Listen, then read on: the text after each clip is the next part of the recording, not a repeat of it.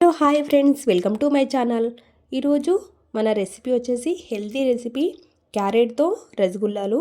ఈ క్యారెట్తో రసగుల్లాలు చాలా టేస్ట్గా చాలా బాగుంటాయి. ఈ క్యారెట్తో మనం హల్వా కూడా చేసుకోవచ్చు.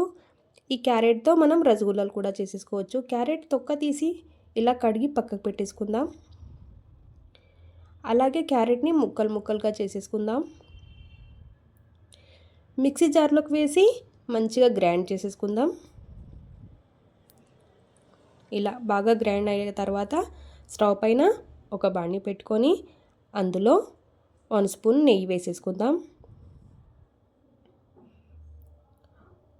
అందులో క్యారెట్ పేస్ట్ని వేసేసుకుందాం. ఇలా ఒక 2 స్పూన్ వరకే పక్కకు పెట్టేసుకుందాం.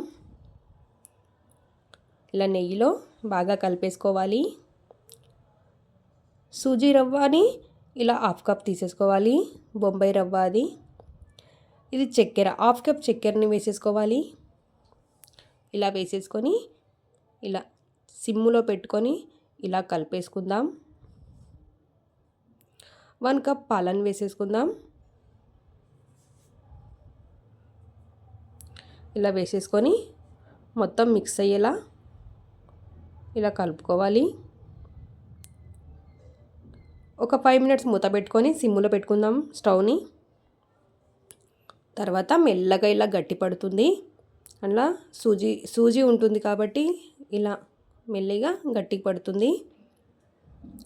మనకి లడ్డు చుట్టుకొనికి వచ్చేంత వరకు బాగా కలుపుకుంటూ మొత్తం గట్టి పడ్డాక ఇలా తీసేసుకోవాలి. అదే బాండిలోకి మళ్ళీ 1 కప్ పాలను వేసేసుకోవాలి. ఇలా పాలల్లో మళ్ళీ క్యారెట్ తురుమును వేసేసుకుందాం. అందులో మనం ఇలాచి పౌడర్ కూడా వేసేసుకుందాం. చిన్నగా లడ్డూలను చుట్టుకోవాలి. మనకి ఏ సైజులో కావాలంటే ఆ సైజులో లడ్డూలు చుట్టేసుకోవాలి. మనకు రసగుల్లా అనేది జ్యూసీగా చాలా బాగుంటాయి. ఇలా అన్నీ ఇలాగే చుట్టుకోవాలి లడ్డూలని. ఇలాంటిది ఒకటి గిన్నె తీసుకొని అందుకే నెయ్యి అంటించి ఇలా ఒక్కొక్క లడ్డు పెట్టేసేద్దాం.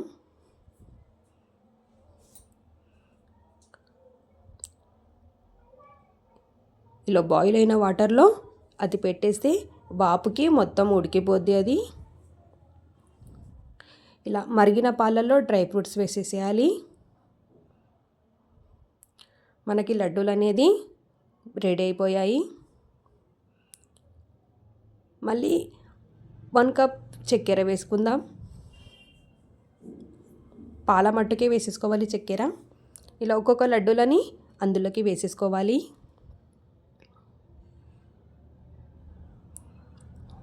ఇలా వేడి పాలల్లోనే వేసేసుకోవాలి. లడ్డూలు వేసాక కూడా ఒక 5 మినిట్స్ బాగా ఉడకనివ్వాలి. ఇలా మనం స్పూన్తో తీసుకుంటే లడ్డు మనకి ఈజీగా వచ్చేసేయాలి. అంత జ్యూసీగా బాగుంటాయి. ఈ రెసిపీ మీకు నచ్చినట్టయితే లైక్ అండ్ షేర్ చేయండి. జ్యూసీగా క్యారెట్ లడ్డూల్ని చాలా బాగుంటాయి.